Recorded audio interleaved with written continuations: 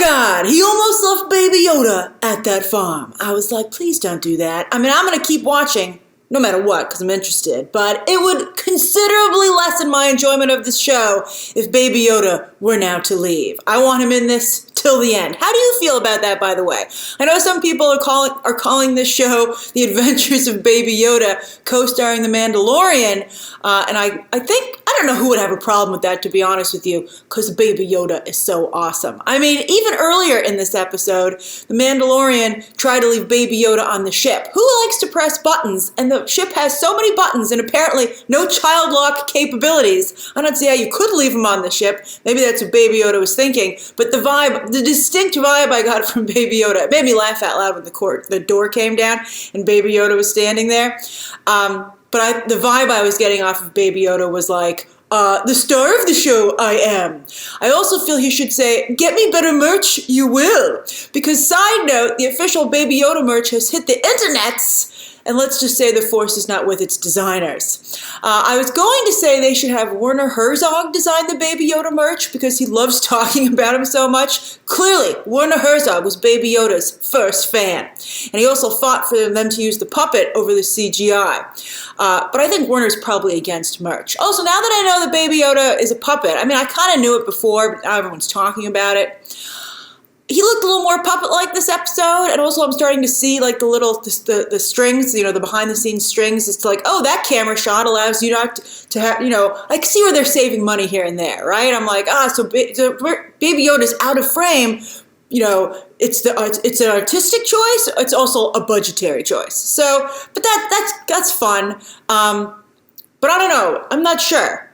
I don't know if I would have gone with CGI or Puppet Yoda. Baby Yoda. I mean, what do you think? I just thought he was a little less convincing this episode for some reason. Maybe Baby Yoda shouldn't spend too much time in the daylight. Baby Yoda does better with bar lighting and night lighting. Kind of like bounty hunters. So I think he is with the right person. All right, so anyway, I also enjoyed the addition of Predator Vision this episode, although it seemed to only show footprints, not heat vision. Mando should save up for an upgrade.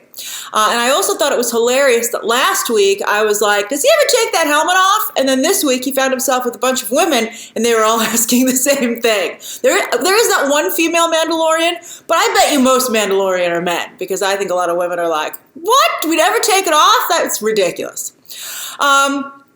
But I don't think it was the way that kept Mando from taking off his helmet for that widow. I think he doesn't want to settle down, and she was just asking for too big of a commitment. I would think that maybe, like realistically, he'd probably meet some space hookers in an upcoming episode, but this is Disney+. Okay, so let's talk about episode 4, Sanctuary. Now, Shakespeare said, there's nothing new under the sun, but wow, this was a really traditional story that has been told countless times in Westerns, and in Saturday morning cartoons. But I guess since this is a Saturday morning cartoon, it makes sense. And I guess this stuff does happen, right? So that's why it's being done. And as some of you pointed out earlier, I think it is also becoming clear that this is very much an all ages show, which means it leans heavily towards kids. So kids, this is what we call a filler episode.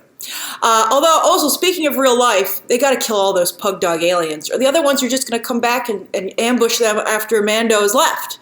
Like they were all cheering when those other ones ran off into the woods, and I was like, no, we have to follow them and finish the job. Those are a very peaceful people who learn to fight real fast. Again, montage. This show also stars Montage Mon. I love that. I brought up Robot Chicken's Montage Mon in an earlier review of this show. But what kept episode 4 interesting to me, besides Baby Yoda, was Gina Carano and the AT-ST Walker. I love Star Wars walkers. They're so cool. They're cool now, but they were particularly cool with like the almost stop-motion animation that was used to edit them back in the day. I mean, to bring them to life. They're great. And at first I was disappointed it wasn't an AT-AT, my favorite walker. I'm very excited that those seem to be included in the Rise of the Resistance ride. But seeing the AT-ST maneuvering through the trees and coming out of the forest Jurassic World style, that was pretty freaking cool. And speaking of Jurassic World, Bryce Dallas Howard, daughter of Ron Howard, did a fine job directing here as the second woman in 2 weeks to ever direct a live-action Star Wars story. And I mean, the second, in this course of 2 weeks, but really the second of all time. But, they're making up for lost time by doing them back-to-back. But I mean, she did an obvious job directing an obvious story. I think a stronger director would have elevated the material visually. And every time I see the concept art at the end of the episode, as many of you do, I'm like, that looks amazing. Why didn't you just do that? I think Deborah Chow has still come the closest, but it's all good. I mean, I wouldn't say Bryce Dallas Howard by any means did a bad job directing. I thought she was fine. But Gina Carano, wow, she took a lot of punches to the face, which I thought was awesome because it meant she was really in those fights. I thought that was great. She also reminded me of so many female Saturday morning cartoon characters. I thought it was sort of cool to see a live action version of one. And while her acting continues to be not so great, I thought that she more than made up for it in selling the fight choreography and action scenes. Like a lot of times, wrestling, no offense to wrestling fans, but it has that very highly choreographed look. Like no one seems to really be getting hurt. But here, I thought the fight seemed, real. And I thought it didn't seem staged, I guess is what I'm saying. I mean, obviously they were choreographed, but I didn't get that staged feeling. So that was great.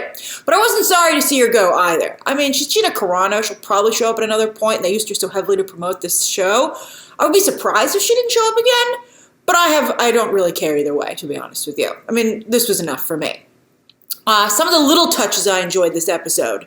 The pug dog aliens' light up alcohol. Were they running like a distillery in the woods? Was that their true purpose? I did think it was funny at the beginning of the episode they ran out and they had all that firepower just to go and steal to basically steal the lunch of those farmers, right? I was like, let's steal their krill. I'm like, you just put a little basket in the water and then you take it out and you're done. I don't know why you have to wait for them to do it. It's not that hard, but I guess it's their krill pods that they said they seeded generations ago. That's why they couldn't move, which I thought was actually pretty legit as a reason. I bought that. And then I also like that at the bar. I told you this is a galactic bar crawl. I like that the barkeep there, the woman barkeep, had no idea that Mando was trying to bribe her for information. She just thought he was a big tipper, which I thought, again, was hilarious and just showed how peaceful that planet was. Although now not anymore. They really did. Finally, Julia Jones does a fine job as the widow. She was fine. And I guess they timed this episode to air on Thanksgiving weekend because of the Native American vibe. Although if you're looking for really good 2019 Native American Thanksgiving commentary, then you should watch SNL's sketch from last weekend with Will Ferrell. It's so good. It's so funny, so clever, so unexpected. And I think this show could use a little more of the unexpected. That's why I think Baby Yoda is such a joy, because he was so, and kudos again to the team here for keeping him a secret, but he was just such a surprise. And he continues, I think, to deliver little surprises each episode. I think that's great. Also, I thought it was interesting that UCB comedian Eugene Cordero showed up here, but he wasn't given anything funny to do. Now, a lot of people don't know who he is. They cast, so far, comedians that you'd have to follow comedy to know who they are. But casting these comedians, not letting them do anything funny or really have anything to do, I mean, it's not like they're showing off surprising dramatic skills like Robin Williams or Jim Carrey or even sometimes Ryan Reynolds, right? It's just a bit distracting to have you're like, there's Eugene Cordero. Is he do something funny? No, he's not. It's just I find it a little distracting. How many of you know who Eugene Cordero is? That's what I'm wondering. Because then for you, it's not a problem. All right, so how long do you think it's going to take for Mando to realize that Baby Yoda is strong with the Force? I mean, it's odd. I felt it was odd that he didn't use his biggest weapon in his fight here. He's like, you hide out in that like a sitting duck there. Maybe Baby Yoda was protecting the kids. I don't know, right? Maybe Baby Yoda was like, I had a very important job. A very important job I had, thank you. You thank me. I love Baby Yoda. He's so great.